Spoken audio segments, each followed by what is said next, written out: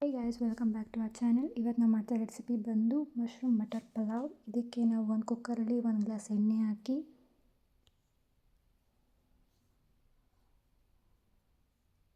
ನಂತರ 2 ಈರುಳ್ಳಿ ಕಟ್ ಮಾಡ್ಕೊಳ್ಳಿ. ನಂತರ ಅದೇ ಎಣ್ಣೆಗೆ ಈರುಳ್ಳಿ ಹಾಕಿ ಕಟ್ ಮಾಡಿ ಈರುಳ್ಳಿನ ಹಾಕಿ ಫ್ರೈ ಮಾಡಿ.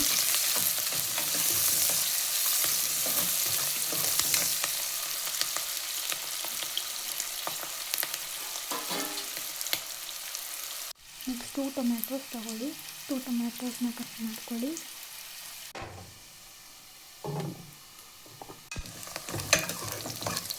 ಕಟ್ ಮಾಡಾದಮೇಲೆ ಈರುಳ್ಳಿ ಫ್ರೈ ಆದಮೇಲೆ ನಂತರ ಬ್ರೌನಿಷ್ ಕಲರ್ ಆದಮೇಲೆ ನೆಕ್ಸ್ಟ್ ಟೊಮ್ಯಾಟೊ ಆ್ಯಡ್ ಮಾಡಿ ಅದಕ್ಕೆ ಫ್ರೈ ಮಾಡಿ.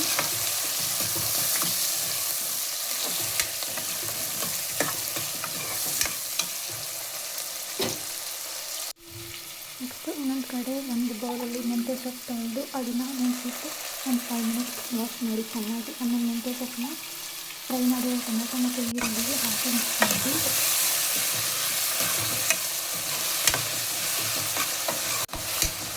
ಚೆನ್ನಾಗಿ ಮಿಕ್ಸ್ ಮಾಡಿದ ನಂತರ ನೆಕ್ಸ್ಟ್ ಬಟಾಣಿ ಏನಿದೆ ಅದನ್ನು ಹಾಕ್ಕೊಳ್ಳಿ. ನಾವಿಲ್ಲಿ ಬಟಾಣಿ ಜೊತೆಗೆ ಸ್ವಲ್ಪ ಹೆಸರುಕಾಳು ಮೆಂತ್ಯಕಾಳು ಎಷ್ಟು ಕಮ್ಮಿ ಇರ್ತದೆ ಟೇಸ್ಟ್ ಚೆನ್ನಾಗಿರಲಿ ಅಂತ ನೀರು ಬೇಕು ಅಂತ ಹಾಕ್ಕೊಳ್ಳಿ. ಬಟಾಣಿ ಹಾಕೋದು ಸಾಕು.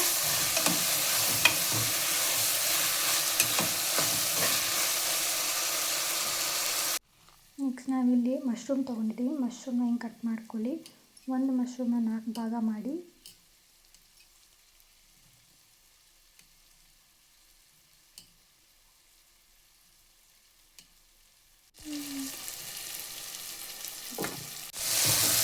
ಮತ್ತೆ ಫ್ರೈ ಮಾಡ್ಕೊಳ್ಳಿ. ಫ್ರೈ ಮಾಡಿದ್ಮೇಲೆ ಈಗ ಕಟ್ ಮಾಡಿದಂಥ ಮೆಣಸಿನಕಾಯನ್ನೆಲ್ಲ ಹಾಕಿ ಮತ್ತೆ ಫ್ರೈ ಮಾಡಿ.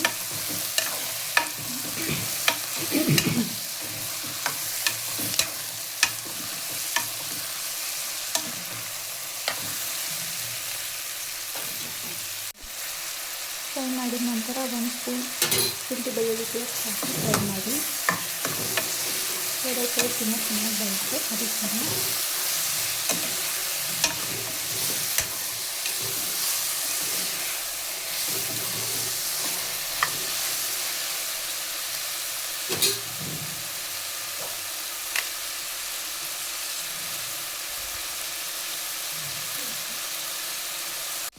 ನೆಕ್ಸ್ಟ್ ನಾವಿಲ್ಲಿ ಒಂದು ಬೌಲಲ್ಲಿ 2 ಗ್ಲಾಸ್ ಅಕ್ಕಿ ಹಾಕ್ಕೊಂಡಿದ್ದೀವಿ. ನೆಕ್ಸ್ಟ್ ಅದನ್ನು ತೊಳೆದಿಟ್ಕೊಳ್ಳಿ. ಆಮೇಲೆ ಒಂದು ಕಡೆ ನೆನೆಸಿಟ್ಕೊಳ್ಳಿ.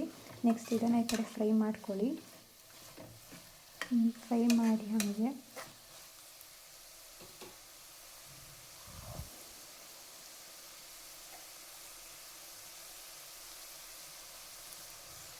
ಫ್ರೈ ಮಾಡಿದ ನಂತರ 1 ಸ್ಪೂನ್ ಟರ್ಮರಿಕ್ ಪೌಡರ್ ಅರಿಶಿನ ಪುಡಿ ಹಾಕಿ ಫ್ರೈ ಮಾಡಿ.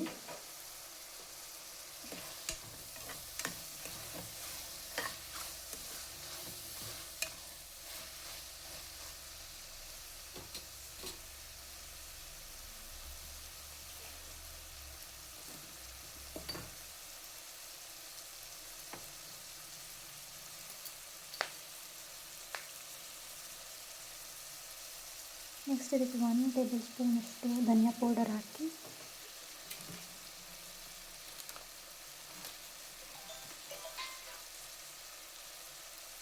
ನೆಕ್ಸ್ಟ್ 2 ಟೇಬಲ್ ಸ್ಪೂನಷ್ಟು ಖಾರದ ಪುಡಿ ಹಾಕಿ. ಇಲ್ಲಿ ನಾವು ನಮ್ಮಲ್ಲಿ ಜಾಸ್ತಿ ಖಾರ ತಿಂತಾರೆ ಅಂದ್ಬಿಟ್ಟು ಖಾರ ಜಾಸ್ತಿ ಹಾಕಿದ್ದೀವಿ. ನಿಮಗೆ ಸ್ವಲ್ಪ ಕಮ್ಮಿ ಬೇಕು ಅಂದ ಕಾರಣ 1.5 ಸ್ಪೂನ್ ಹಾಕಿದ್ರೆ ಸಾಕು ಖಾರದ ಪುಡಿನ. ಚಿಲ್ಲಿ ಪೌಡರ್ನ ನೆಕ್ಸ್ಟ್ ಹಾಕಿ ಎಲ್ಲ ಫ್ರೈ ಮಾಡಿ.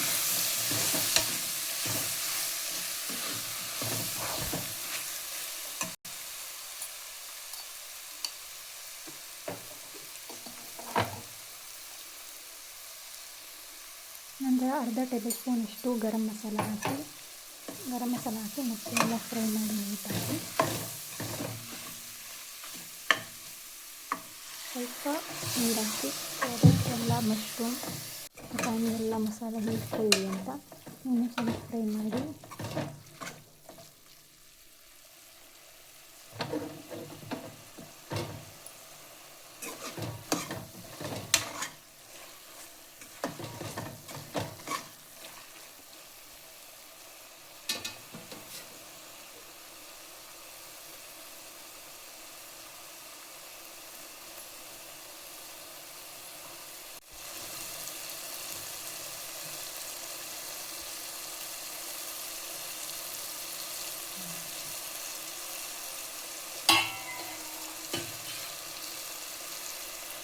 ನೆಕ್ಸ್ಟ್ ಇದಕ್ಕೆ 3 ಗ್ಲಾಸ್ ನೀರು ಹಾಕಿ, ನಾವು ಇಲ್ಲಿ 2 ಗ್ಲಾಸ್ ಅಕ್ಕಿ ತಗೊಂಡು ಅಂದರೆ ಅಲ್ಲಿ ನಾವು 3 ಗ್ಲಾಸ್ ನೀರು ಹಾಕ್ಕೊತಿದ್ದೀವಿ. ಅಲ್ಲೇ ಆಲ್ರೆಡಿ ಕಾದರೆ ಬಿಸಿನೀರು ಇದೆ, ಆಲ್ರೆಡಿ ಕಾಯಿಸಿಟ್ಕೊಂಡಿದ್ದೀವಿ ಬಿಸಿನೀರನ್ನ. ಅದನ್ನು 3 ಗ್ಲಾಸ್ ಹಾಕಿ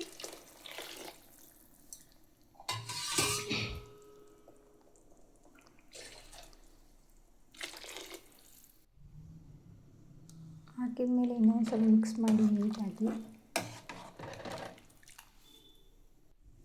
ನೆಕ್ಸ್ಟ್ ರುಚಿಗೆ ತಕ್ಕಷ್ಟು ಉಪ್ಪು ಹಾಕಿ ಮತ್ತೆ ಇನ್ನೊಂದ್ಸಲಿ ಕಲಸಿ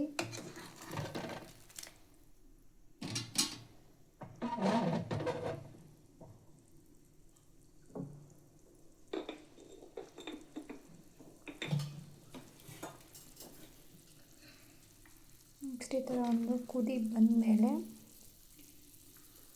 ಬರ್ತಿದೆ. ಕುದಿ ಬಂದಾದಮೇಲೆ ಈ ಥರ ನಾವು ತೊಳೆದಿಟ್ಟಿರೋ ಅಕ್ಕಿಯನ್ನು ಏನು ಹೇಳ್ತೀವಿ ಅದನ್ನು ಹಾಕ್ಕೊಳ್ಳಿ. ನೆಂಟಿರೋ ಅಕ್ಕಿ ಹಾಕೋದ್ರಿಂದ ಅನ್ನ ಉದ್ದುದ್ರಾಗಿ ಬರುತ್ತೆ ಅಂತ ಹಾಕಿ ಮಿಕ್ಸ್ ಮಾಡಿ. ನೆಕ್ಸ್ಟ್ ಕುದಿ ಬರಬೇಕದು, ನೋಡಿ ಸಣ್ಣ ಸಣ್ಣ ಕುದಿ ಬರ್ತಿದೆ ಅದು.